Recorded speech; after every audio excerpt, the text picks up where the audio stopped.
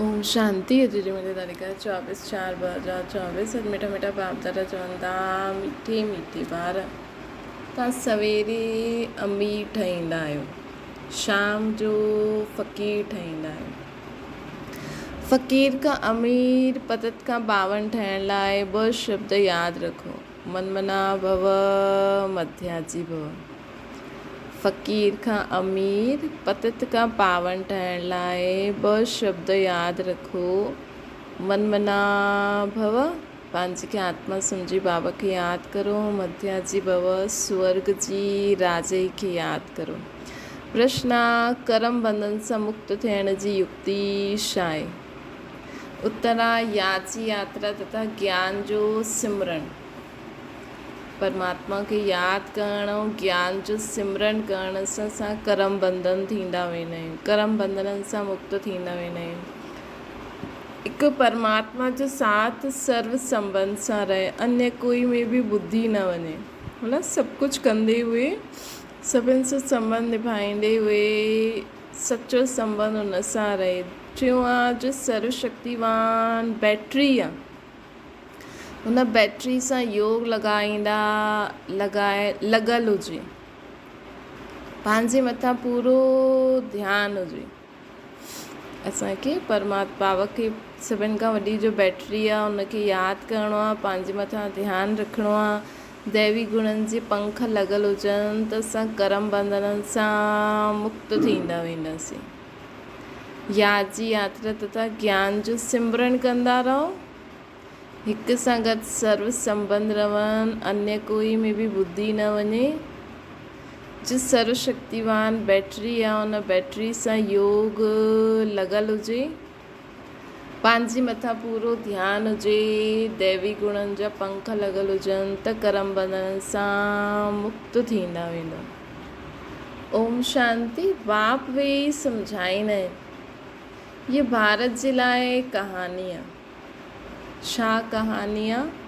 सुबुह जो अमीर, शाम जो फ़क़ीर। हिन ते हिकु कहानी आहे। सुबुह जो अमीर हुया, कहानी का आहे। ये ॻाल्हि त जॾहिं अमीर हूंदा तॾहिं न ॿुधंदा आहियूं।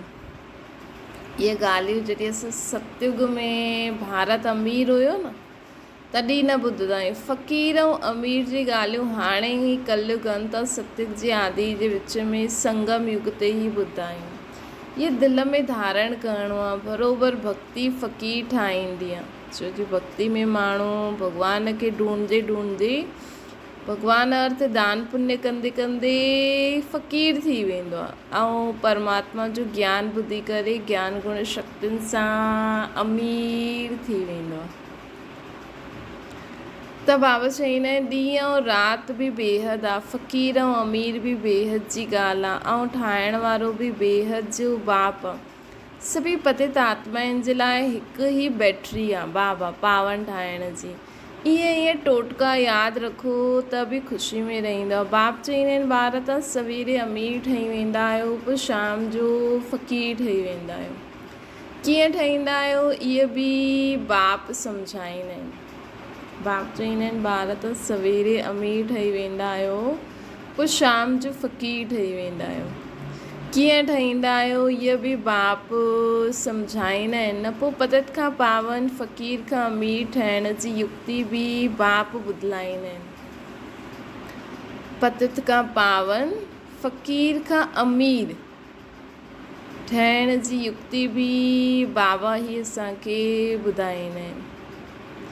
पतत खां पावन फ़क़ीर खां अमीर ठहिण जी युक्ति बि असांखे केरु ॿुधाईंदा आहिनि? बाबा ई ॿुधाईंदा आहिनि। मनमना भव, मध्याजी भव, इहे 2 युक्तियूं आहिनि। इहे बि ॿार ॼाणंदा आहिनि। इहे पुरुषोत्तम संगम युग आहे। तव्हां जो बि हिते वेठा आहियो गैरेंटी आहे त स्वर्ग में अमीर ज़रूरु ठहींदो। नंबरवार पुरुषार्थ अनुसार स्कूल में बि ईअं हूंदा आहिनि न, नंबरवार क्लास ट्रांसफ़र थींदी आहे, इम्तिहान पूरो थींदो आहे, पोइ नंबरवार वञी करे वेहींदा आहिनि। उहो थी हद जी ॻाल्हियूं। इहे आहिनि बेहद जी ॻाल्हि। नंबरवार रुद्रमाला में वेंदा आहिनि न मथे, माला अथवा झाड़ चओ, बीज त झाड़ जो ई आहे न। बाबा बीज त झाड़ जो ई आहे, परमात्मा पोइ मनुष्य सृष्टि जो बीज आहे। इहे ॿार ॼाणंदा आहिनि कि झाड़ वृद्धि खे कीअं पाईंदा आहिनि, पुराणो कीअं थींदो आहे। अॻियां इहे तव्हां न ॼाणंदा आहियो, बाप अची करे सम्झाईंदा आहिनि। हाणे इहो पुरुषोत्तम संगम युग आहे। हाणे तव्हां ॿारनि खे पुरुषार्थ करिणो आहे। दैवी गुणनि जे पंख बि धारण करणा आहिनि। हाणे असां ॿारनि खे पुरुषार्थ करिणो आहे, दैवी गुणनि जा पंख बि धारण करणा आहिनि। पंहिंजे मथां पूरो ध्यानु ॾियणो आहे। याद जी यात्रा सां ई तव्हां पावन ठहींदव। याद जी यात्रा सां ई असां पावन ठहींदासीं, ॿियो कोई उपाय न आहे। बाबा चवनि था याद जी यात्रा सां ई तव्हां पावन ठहींदव, ॿियो कोई उपाय न आहे। बाप जो सर्वशक्तिवान बैटरी आहे, हुन सां गॾु पूरो योग लॻाइणो आहे। हुननि जी बैटरी कॾहिं ढीली न थींदी आहे। उहो त सिधो रजो तमो में न ईंदा आहिनि। शिव जी हुननि जी सिधा कर्मातीत अवस्था आहे। तव्हां ॿार कर्म बंधननि में ईंदा आहियो। केतिरा कड़ा बंधन आहिनि। हिन कर्म बंधननि सां मुक्त थियण जो हिकु ई उपाय आहे, याद जी यात्रा। हिन जे सवाइ ॿियो कोई उपाय न आहे। जीअं इहे ज्ञान आहे, इहे बि हड्डियूं नरम कंदो आहे न। जीअं इहे ज्ञान आहे, इहे बि हड्डियूं नरम कंदो आहे। ईअं त भक्ति बि नरम ठाहींदी आहे। चईंदा आहिनि वीचारा भगत माण्हू, इन में ठगी आदि जी कोई ॻाल्हि कोन्हे। त बाबा चईंदा आहिनि कर्म बंधननि सां मुक्त थियण जो उपाय आहे बाबा खे यादि करे। जीअं जीअं असां बाबा खे यादि कंदा वेंदासीं, हीअं हड्डियूं नरम थींदियूं, अर्थात कर्म बंधननि सां मुक्त थींदा वेंदा। इहे त भक्ति बि नरम ठाहींदी आहे। चईंदा आहिनि इहे वीचारा भगत माण्हू आहिनि, इन में ठगी आदि कुझु बि न आहे, परंतु भक्तनि में ठगी बि थींदी आहे। बाबा अनुभवी आहे। आत्मा शरीर द्वारा धंधोदौरी कंदी आहे, त हिन जन्म जो बि सभु कुझु स्मृति में ईंदो आहे न। 4-5 वर्ष जी आयु सां पंहिंजी जीवन कहानी यादि रहणी खपे। यादि रहणी खपे। कोई 10-20 वर्ष जी ॻाल्हियूं बि भुलिजी वेंदा आहिनि। जन्म जन्मांतर जो नाम रूप त यादि न रही सघंदा आहिनि। हिकु जन्म जो त कुझु ॿुधाए सघे, फोटो आदि रखंदा आहिनि। मतिलबु 4-5 वर्ष जी आयु सां पंहिंजी जीवन कहानी यादि रहणी खपे।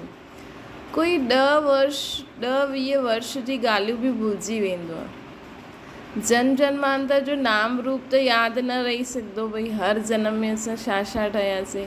हिकु जन्म जो त कुझु ॿुधाए सघे, फोटो आदि रखंदा आहिनि। ॿिए जन्म जो त पतो न रहंदो आहे न। हर हिकु आत्मा जो भिन्न भिन्न नाम रूप देश काल में पार्ट वॼाईंदी आहे। नाम रूप सभु बदलंदो रहंदो आहे। इहे त बुद्धि में आहे, कीअं आत्मा हिकु शरीर छॾे पोइ ॿियो वठंदी आहे। इहे त असांखे बुद्धि में आहे न, कीअं आत्मा हिकु शरीर छॾे करे ॿियो शरीर वठंदी आहे न। ज़रूरु 84 जन्म 84 नाम 84 बाप हूंदा। अंत में पोइ तमो प्रधान संबंध थी वेंदो आहे। हिन समय जेतिरा संबंध हूंदा आहिनि ओतिरो कॾहिं बि न हूंदा आहिनि। कलयुगी संबंधनि खे बंधन ई सम्झणो खपे। केतिरा ॿार हूंदा आहिनि, पोइ शादी कंदा आहिनि, पोइ ॿार पैदा कंदा आहिनि। हिन समय सभिनि खां जास्ती बंधन आहे। काका चाचा मामा अलाए केरु केरु हूंदा आहिनि, चाची मामे काके, केतिरा जास्ती संबंध ओतिरो बंधन न। जेतिरा जास्ती संबंध हूंदा आहिनि न, ओतिरा जास्ती बंधन बि हूंदा आहिनि। इन करे बाबा चईंदा आहिनि कि हिक सां ई ॾिसो, माण्हू दैहिक संबंध बि ॾाढा आहिनि।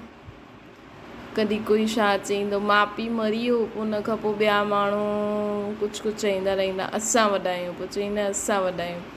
इहे दैहिक संबंध बि ॾाढा आहिनि। त अॼुकल्ह माण्हू अलॻि अलॻि गुरू, अलॻि अलॻि जॻह सभिनि ते चए थो असां ते आशीर्वाद करो, असां ते। सभिनि जी नज़र तव्हांजे मथां हूंदी आहे।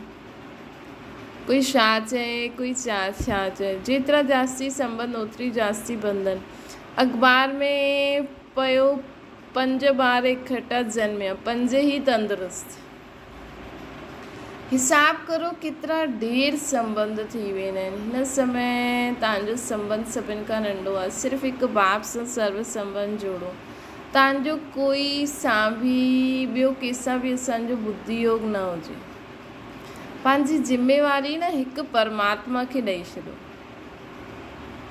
कि उहो भले भले कोई बि तव्हांजी मदद करे थो, कोई बि कुझु करे थो, लेकिन असांजो बुद्धि योग परमात्मा सां गॾु लॻो रहे कि उहो भॻवान ई मुंहिंजे लाइ सभु करे थो, जेका बि कराए थो। असां पंहिंजे मन जी सभु ॻाल्हियूं भॻवान खे ई ॿुधायूं, बाबा खे ई ॿुधायूं ऐं पंहिंजो बुद्धि योग बाबा सां ई लॻायूं।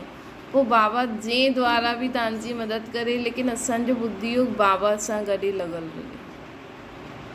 सिवाइ हिक जे ॿियो कंहिंसां बि असांजो बुद्धि योग न लॻल रहे। सतयुग में पोइ हिन खां जास्ती हूंदा आहिनि।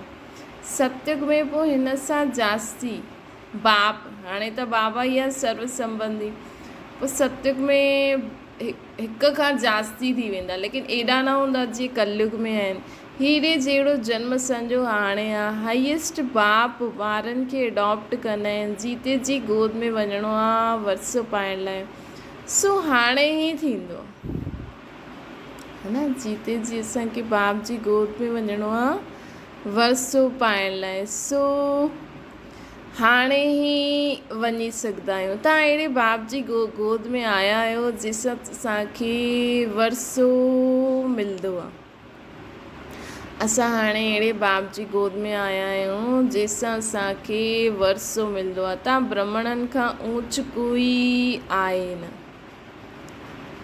तव्हां हाणे अहिड़े बाप जी गोद में आया आहियो जंहिंसां असांखे वरसो मिलंदो आहे।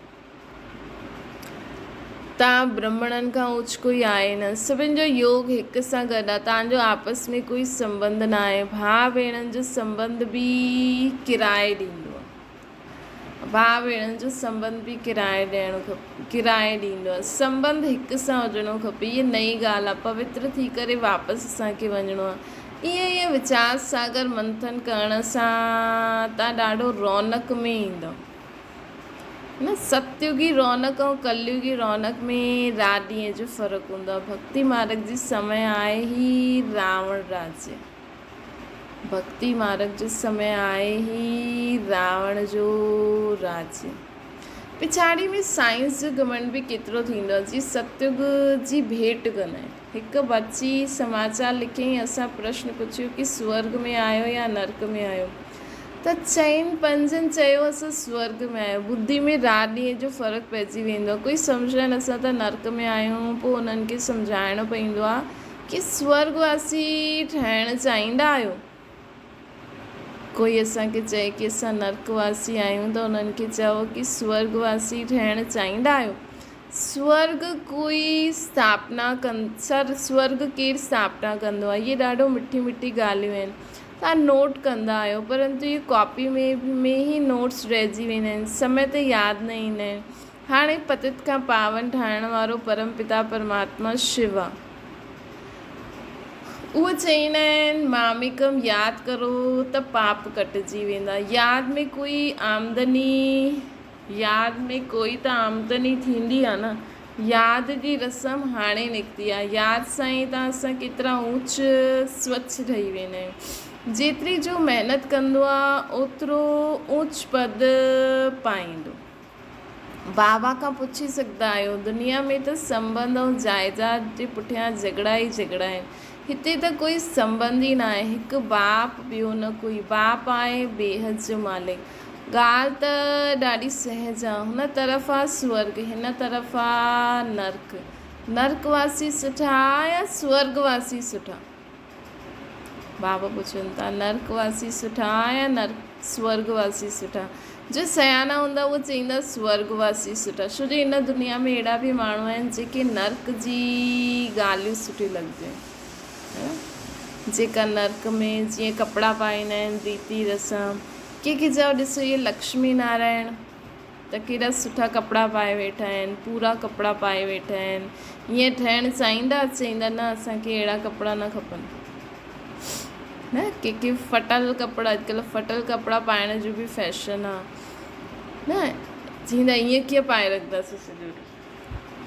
त इन करे सभु स्वर्गवासी बि ठहिणु न चाहींदा आहिनि। जो सियाना हूंदा उहे चईंदा स्वर्गवासी सुठो। कोई त चई ॾींदा आहिनि हा नर्कवासी। स्वर्गवासी इन ॻाल्हियुनि सां असांखे कोई मतिलबु न आहे। नर्कवासी ऐं स्वर्गवासी छो जो बाप खे ॼाणंदा ई न आहिनि। कोई पोइ बाप जी गोद सां निकिरी करे माया जी गोद में हली वेंदा आहिनि। वंडर आहे न, बाप बि वंडरफुल त ज्ञान बि वंडरफुल, सभु वंडरफुल आहे। हिन वंडर्स खे सम्झण वारो बि अहिड़ो खपे जंहिंजी बुद्धि हिन वंडर में ई लॻी रहे। बाबा चवनि था हिन वंडर्स खे सम्झण वारो बि अहिड़ो खपे जंहिंजी बुद्धि हिन वंडर में ई लॻी रहे। रावण त वंडर न आहे न हुननि जी रचना वंडर आहे। जंहिंजी बुद्धि न बाबा जी वंडरफुल ॻाल्हियुनि में ई लॻल रहे। रावण त वंडर न आहे, हुनजी रचना वंडर आहे। राति ॾींहं जो फ़र्क़ु आहे। राम शास्त्रनि में लिखी छॾियो अथनि, काली दह में वियो सर्प ॾसें कालो थी वियो। हाणे त सिधी रीति सभु सम्झाए सघंदा आहियूं न। श्री कृष्ण जो चित्र खे कोई उठाए करे पढ़े त रिफ्रेश थी वञे। 84 जन्मनि जी कहानी आहे न। जीअं श्री कृष्ण जी उअं असांजी बि आहे। बाबा चईंदा आहिनि न तत्वम, जीअं श्री कृष्ण जी उअं असांजी बि आहे। स्वर्ग में त तव्हां बि ईंदव न, पोइ त्रेता में बि ईंदा रहंदा आहियो, वृद्धि थींदी रहंदी आहे। ईअं न कि त्रेता में जो राजा हूंदा उहो त्रेता में ई ईंदा।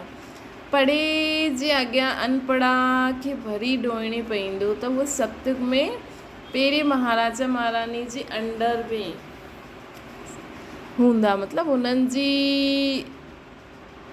प्रजा में हूंदा। पोइ उहे ई पोइ त्रेता जा राजा रानी ठहींदा। इहे ड्रामा जो राज बाबा ई ॼाणे सघंदा आहिनि। हाणे तव्हां ॼाणंदा आहियो, तव्हांजा मित्र संबंधी आदि सभु नर्कवासी आहिनि न। असां पुरुषोत्तम संगम युगी आहियूं। हाणे पुरुषोत्तम ठहूं था। असां पुरुषोत्तम संगम युगी आहियूं। हाणे असां पुरुषोत्तम ठहूं था न। ॿाहिरि में रहण वारा ऐं हिते 7 रोज़ अची करे रहण में ॾाढो फ़र्क़ु पइजी वेंदो। ॿाहिरां जा रहण ऐं हिते 7 रोज़ अची करे रहण में फ़र्क़ु पइजी वेंदो। हंसनि जो संग सां निकिरी बगुलनि जे संग में वेंदा आहिनि। ॾाढा बिगाड़ण वारा बि आहिनि। ॾाढा ॿार मुरली जी परवाह न कंदा आहिनि। बाप सम्झाईंदा आहिनि ग़फ़लत न करो, तव्हांखे ख़ुशबूदार फूल ठहिणो आहे। सिर्फ़ु हिकु ॻाल्हि ई तव्हांजे लाइ काफ़ी आहे, यादि जी यात्रा। सिर्फ़ु हिकु ॻाल्हि ई असांजे लाइ काफ़ी आहे, बाबा खे यादि करणु। हिते तव्हांखे ब्राह्मणनि जो संग आहे, काथे ऊच ते ऊच, काथे नीच। ॿार लिखंदा आहिनि बाबा बगुलनि जे झुंड में असां हिकु हंस छा कंदासीं। बगुला कांटा लॻाईंदा आहिनि, केतिरी महिनत करणी पवंदी आहे। बाप जी श्रीमत ते हलण सां पद बि ऊच मिलंदो आहे न। सदैव हंस थी करे रहो। बाबा चवनि था सदैव हंस थी करे रहो। बगुलनि जे संग में बगुलो न ठही वञो। सदैव हंस थी करे रहो, बगुलनि जे संग में बगुलो न ठहो। गायन न आशीर्वाद सुनंती कथंती भागंती थी वेंदा आहिनि। थोरो बि ज्ञान आहे त स्वर्ग में अची वेंदा, परंतु फ़र्क़ु राति ॾींहं जो पइजी वेंदो आहे न। सजायूं ॾाढी कड़ी खाईंदा आहिनि। त बाबा चईंदा आहिनि ज्ञान ॿुधी करे माण्हू हली वेंदा आहिनि। हली वञणु अलॻि ॻाल्हि आहे, लेकिन उन्हनि जे कारण डिसर्विस केॾी थींदी आहे। ऐं अगरि हिकु त थींदो आहे हली वेंदा आहिनि, पोइ ज्ञान बि न ॿुधंदा आहिनि। ॿियो अगरि उन्हनि बाबा जे ज्ञान जे लाइ कुझु अहिड़ी ॿेड़ी ॻाल्हि चई छॾी, भई हीअं चवनि चलो ठीकु आहे ज्ञान त सुठो आहे, लेकिन मां हली न सघियमि, उहा ॻाल्हि वरी बि कि पंहिंजे मथां दोष खणनि। लेकिन असां हली था वञूं हिननि जे कारण त उहो थोरो रहंदी आहे न। फ़र्क़ु राति ॾींहं जो पइजी वेंदो आहे। सजायूं ॾाढी कड़ी खाईंदा आहिनि। बाप चईंदा आहिनि मुंहिंजी मत ते न हलियाओ, पते ठही आओ त 100 गुणा दंड पइजी वेंदो। उहो त पईंदो ई सही, लेकिन बाबा खे असांखे सभु कुझु ॿुधाए करे ई सभु कुझु कंदासीं न। अगरि तव्हां हली बि नथा सघो त बाबा खे सची दिलि सां ॿुधाइजो, बाबा मां नथी हली सघां न। हिकु ईअं थींदो आहे न, लेकिन असां ईअं ई हली वञूं, बाबा खे बि कुझु न चऊं त उहो पोइ 100 गुणा दंड पवंदो आहे। पोइ पद बि कमु थींदो आहे। इहे राज जी स्थापना थिए थी। इहे ॻाल्हियूं भुलिजी इहे ॻाल्हियूं भुलिजी वेंदा आहियूं। इहे राज जी स्थापना थिए थी न हिते, इहे ॻाल्हियूं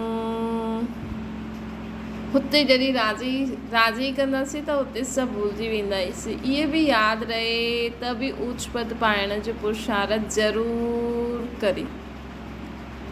त इहे बि यादि रहे कि असां हुते राज ई प्राप्त करण लाइ पढ़ूं था त बि ऊच पद पाइण जो पुरुषार्थ करे। न त चईंदा आहिनि न कंदा त सम्झिबो आहे हिकु कन सां ॿुधे ॿिए कन सां कढे छॾे। बाप सां योग न आहे, हिते रहंदे बि बुद्धि योग ॿारनि जी तरफ़ आहे। बाप चईंदा आहिनि सभु कुझु भुलिजणो पवंदो, मतिलबु वैसे त जेका बाबा जा पक्का ॿार आहिनि हुननि जे लाइ त बुद्धि सां सभु कुझु भुलिजणो ई आहे। लेकिन त बि अगरि तव्हां ॿियो कुझु नथा करे सघो त कम से कम जॾहिं असां भॻवान खे यादि कंदा आहियूं न त हुन समय सभु कुझु हुनखे ॾेई करे यादि करो हुनखे। तव्हां हिकु सेकेंड बि सभु कुझु भुलिजी करे पंहिंजी देह जे संबंध पदार्थ वस्तु वैभव मुंहिंजो कुझु आहे ई न, बसि मां आत्मा परमात्मा जो ॿार आहियां। ये हिकु सेकेंड बि यादि कंदव न त बि बाबा चवनि था ॾाढो ई तव्हांजे लाइ सुठो आहे, ॾाढी ई तव्हांखे शांती मिलंदी, ॾाढी ई तव्हांखे शक्ति मिलंदी, ॾाढा ई जन्म जन्मांतर जा पाप ख़तमु थींदा। बाप चईंदा आहिनि सभु कुझु भुलिजी वञो, इनखे चइबो आहे वैराग्य।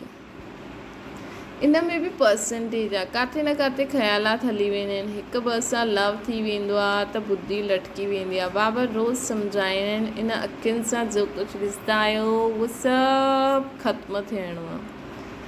बाबा रोज़ु सम्झाईंदा आहिनि इन अखियुनि सां जो कुझु असां ॾिसूं था उहो सभु ख़त्मु थियणो आहे। तव्हांजो बुद्धि योग नई दुनिया वटि रहे, परमधाम में बाबा वटि रहे, बेहद जे संबंध सां बुद्धि योग रखिणो आहे न। बेहद जो असांजो संबंध जो बाबा आहे हुन सां गॾु बुद्धि योग रखिणो आहे। इहे माशूक वंडरफुल आहे। भक्ति मार्ग में ॻाईंदा आहिनि जॾहिं तव्हां ईंदा हो त तव्हांजे बग़ैर असां कंहिंखे बि यादि न कंदासीं। हाणे मां आयो आहियां त हाणे तव्हांखे सभु तरफ़ सां बुद्धि योग हटाइणो पए। बाबा चईंदा आहिनि कि हाणे मां आयो आहियां त असांखे सभु तरफ़ सां बुद्धि योग हटाए हिकु बाप खे यादि करिणो आहे। सभु कुझु मिट्टी में मिली वञिणो आहे न। तव्हांजो जीअं मिट्टी सां गॾु बुद्धि योग आहे, अगरि असां मिट्टी खे देह जे संबंध पदार्थ वस्तु वैभव खे यादि था करूं त जीअं असांजो बुद्धि योग मिट्टी सां आहे, मूंसां गॾु बुद्धि योग हूंदो त मालिक ठही वेंदो। बाबा केतिरो समझदार ठाहींदा आहिनि। मूंसां गॾु बुद्धि योग हूंदो परमधाम में मथे, मूंसां गॾु बुद्धि योग हूंदो त मालिक ठही वेंदासीं असां। बाबा केतिरो समझदार ठाहींदा आहिनि असांखे।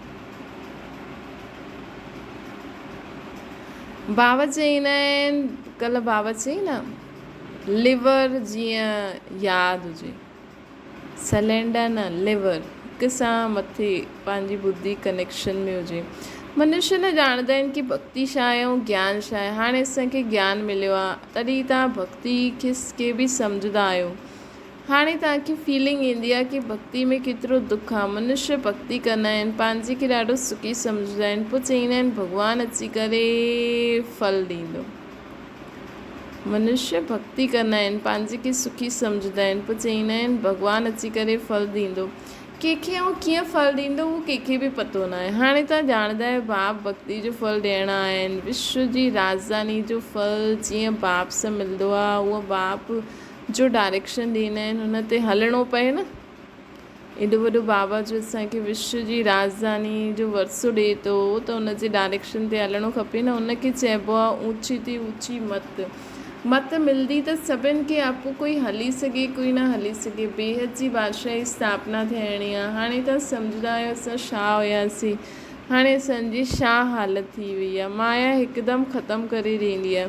इहे त जीअं मुर्दनि जी दुनिया आहे। भक्ति मार्ग में तव्हां कुझु ॿुधंदा हुया उहो सभु भक्ति मार्ग में तव्हांजो जो कुझु ॿुधंदा आहियो उहो सत कंदा आहियो। लेकिन तव्हां ॼाणंदा आहियो कि सच त हिकु बाप ई ॿुधाईंदा आहिनि। जीअं बाप खे यादि अहिड़े बाप खे यादि करिणो पए न, हिते कोई ॿाहिरां वारा वेहे त हुनखे कुझु बि सम्झ में ई न ईंदो। हिते कोई ॿाहिरां वारो अची करे वेहे त हुनखे कुझु सम्झ में ई न ईंदो, चईंदो इहे त पतो न छा ॿुधाईंदा आहिनि। सॼी दुनिया चईंदी आहे परमात्मा सर्वव्यापी आहे, ऐं इहे चईंदा आहिनि कि उहो असांजो बाप आहे। कांध सां नाना कंदा रहंदा, तव्हांजे अंदर सां हा हा निकिरंदी, इन करे नयन खे कोई अलाव न कबो आहे। अच्छा, मीठी मीठी सिकी लॾे ॿारनि प्रति माता पिता बाप दादा जो यादि प्यार ऐं गुड मॉर्निंग। रूहानी बाप जी सभिनि रूहानी ॿारनि खे नमस्ते। असांजी बि रूहानी माता पिता बाप दादा खे यादि प्यार गुड मॉर्निंग ऐं नमस्ते। धारणा जे लाइ मुख्य सार ख़ुशबूदार फूल ठाहिण लाइ संग जी ॾाढी संभाल करणी आहे। हंस जो संग करिणो आहे, हंस थी करे रहणो आहे, मुरली में कॾहिं बि बेपरवाह न ठहिणो आहे, गफ़लत न करणी आहे। ॿियो आहे कर्म बंधननि सां मुक्त थियण लाइ संगम युक्ति पंहिंजी सर्व संबंध हिकु बाप सां जोड़ना आहिनि। बाबा असांजी बाप बि आहे, टीचर बि आहे, सतगुरु बि आहे, साजन बि आहे, फ्रेंड बि आहे, है न। ॿियो आहे कर्म बंधन सां मुक्त थियण लाइ संगम युग ते पंहिंजी सर्व संबंध हिकु बाप सां रखणा आहिनि, आपस में कोई संबंध न रखणो।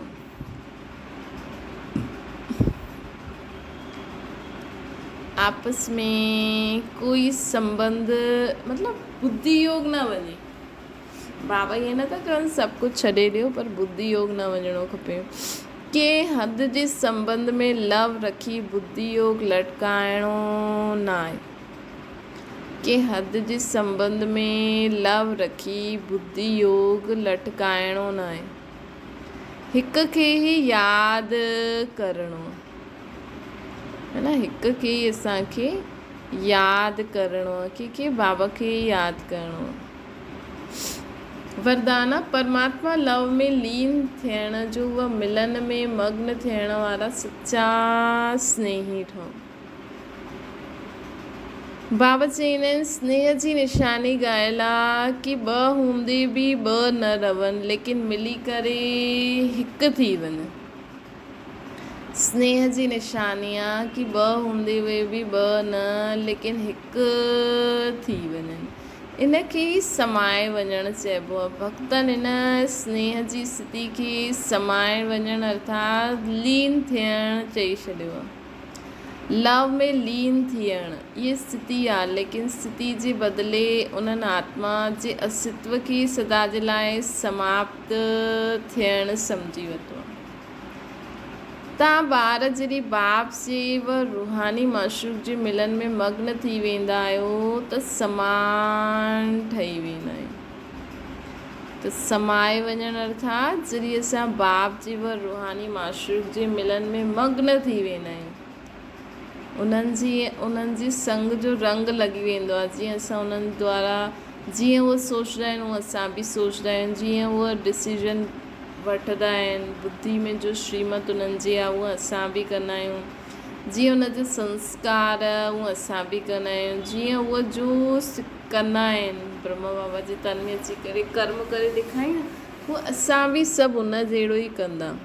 तॾहिं सम्झो समाए वठासीं अर्थात समान थी वियासीं। त बाबा चवनि था कि लव में लीन थियण जी स्थिति आहे, लेकिन स्थिति जे बदिले उन्हनि आत्मा जे अस्तित्व खे ई समाप्त करे छॾियो। त असांखे परमात्मा जे लव में लीन अर्थात उन्हनि जहिड़ो समान ठहिणो आहे। तव्हां ॿार जॾहिं बाप जे व रूहानी माशूक जे मिलन में मग्न थी वेंदा आहियूं त असां उन्हनि समान थी वेंदा आहियूं, गुणनि शक्तियुनि में, ज्ञान में। स्लोगन आहे अंतर्मुखी उहो आहे जो व्यर्थ संकल्पनि सां मन जो मौन रखंदो आहे। अंतर्मुखी उहो आहे जो व्यर्थ संकल्प सां मन जो मौन रखंदो आहे। अच्छा, ओम शांति। बाबा खे यादि करो।